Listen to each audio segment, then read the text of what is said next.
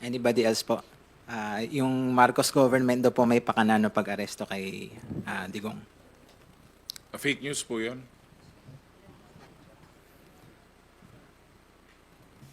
That's it? Okay. Okay po. Yes Sir, po, yes po. just to react on that, I guess it's unfair to accuse it to the present administration or to the Marcos administration. Last na lang.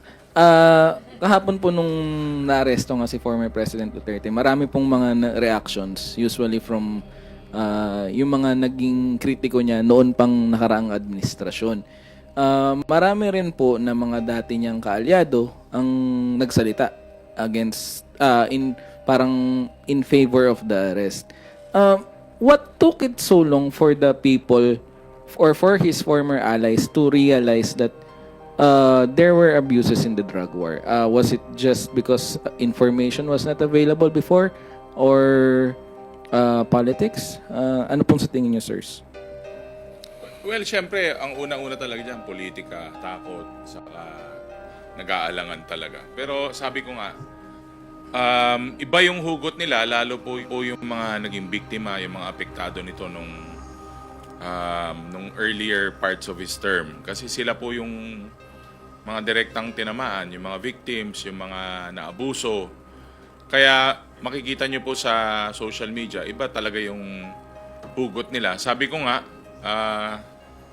kami, tinitingnan namin to as parang normal na proceeding in an international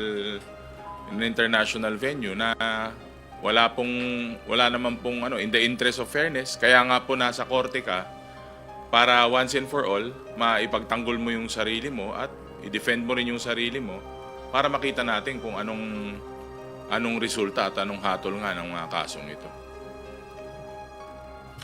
I think paano natin mas nakita na lumaki o lumawak yung suporta kung if any ng shift ng support for the EJK victim teams. I think dahil din masasabi natin dahil din sa hearing ng Quadcom. Nakita natin paano tayo nabudol at na-scam ng drug war against drugs, no? At nalahad yung totoong nangyari. Direkta mismo hindi lang sa EJK victims but from some personalities that were involved in designing and implementing the war on drugs. I think that was an eye-opener in itself. Kaya na-realize nila na nabudol tayo sa war on drugs, nagkaroon siguro ng lakas ng loob o di kaya mas naliwanagan ang lahat na ang ganitong pangyayari kung saan ginamit ang buong puwersa ng Estado, the entire apparatus of state, to disregard the rule of law in order to achieve some goals other than what's legal, only find this step, itong pag-aresto kay dating Pangulong Duterte as part of our common pursuit for justice. Hindi na ho nalalayo doon alangan naman pabayaan natin after lahat ng nalaman namin sa Quadcom at dun sa mga testimonyang ibinigay, hindi po enough na nalaman natin. Kailangan may mangyari, kailangan may managot, kailangan mabigyan ng katarungan ang mga namatay ng AJK. Lang, no? Kasi nung nagumpisa po tong Quadcom, talagang naging naging target kami ng fake news, pagpapalaganap ng fake news. Lahat po ng membro ng Quadcom ay pinagsisisira po talaga, lalo nung mga nandun sa kabila. Alam po kasi nila na marami pong lalabas at ma-uncover itong Quadcom. And now, sabi ko nga po, makikita po natin na the Quadcom is legit. At kahit anong fake news sa paninira ang bato nila sa Quadcom, never kaming huminto. Nakabase lang naman po kami sa mga affidavit, saka mga statements po ng ating mga resource person. At ulit-ulitin ko, ngayon, mas siguro nakikita ng taong bayan na the Quadcom is legit.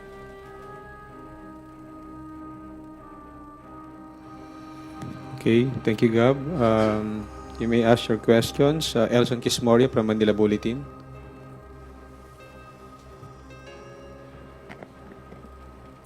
Hello, Kong, dito po sa left side nyo, sa likod po. Just want to get your reactions po. Bale, ang sinasabi po ng mga kritiko nung pag-aresto kay dating Pangulong Digong, ang tunay na may pakana daw po ng pag-aresto ay ang gobyerno ng Pilipinas under Marcos. Ano pong masasabi po ninyo? Well, ang una, hindi kami ang nag-file. Hindi ang Administrasyong Marcos ang nag-file ng kaso sa ICC. Yung mga biktima mismo. Tapos yung mga kaalyado nila, yun yung unang punto. Hindi po natin masasabi yung administrasyon kasi hindi pa ho sila yung nakaupo nung time na final to. Pangalawa, hindi ho rin ang Administrasyong Marcos ang nagsabi na hurry up. Sila po yung nagmamadali, di ba? Sabi nga niya, bilisan nyo, baka hindi niya na maabutan, di ba? And from that perspective, we have to also understand na itong paghahanap natin ng katarungan, hindi naman one side lang to. Pwede din nating tignan to na pagkakataon sa isang legal na pamamaraan, sa isang legal proceeding, para mailahad din ni former President Duterte yung kanyang side, no?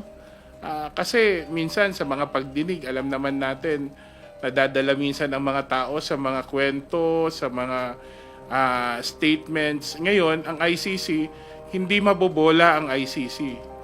Diba? Wala naman silang, they have nothing to gain from this eh. Hindi naman mga Pilipino ang mga huwes doon. They can be as objective as possible in determining the merits as well as the gravity of the case. I think that's what I'm looking at, no. Ako naintindihan ko totally ang frustration, ang hinanakit, ang galit ng mga nagsusumusuporta kay Pangulong Duterte. Pero kung maririnig nyo rin yung sakit, galit at desperation ng mga biktima ng AJK, hindi po papantay doon.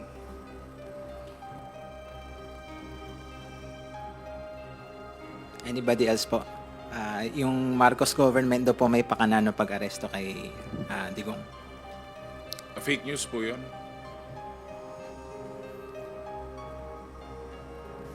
That's it?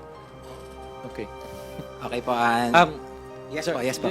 Just to react on that, I guess it's unfair to accuse it to the present administration or to the Marcos administration. Again, yung timeline, tignan ho natin. Kailan na-file yung kaso? The case was filed during the incumbency of President Duterte. Di ba? Doon nga sa kanyang implementasyon ng war on drugs, that's why we have these EJK victims. And the families of these EJK victims, walang naaasahan, walang ini-expect na hustisya dito sa ating bansa. And that is why they went to the International Criminal Court seeking justice.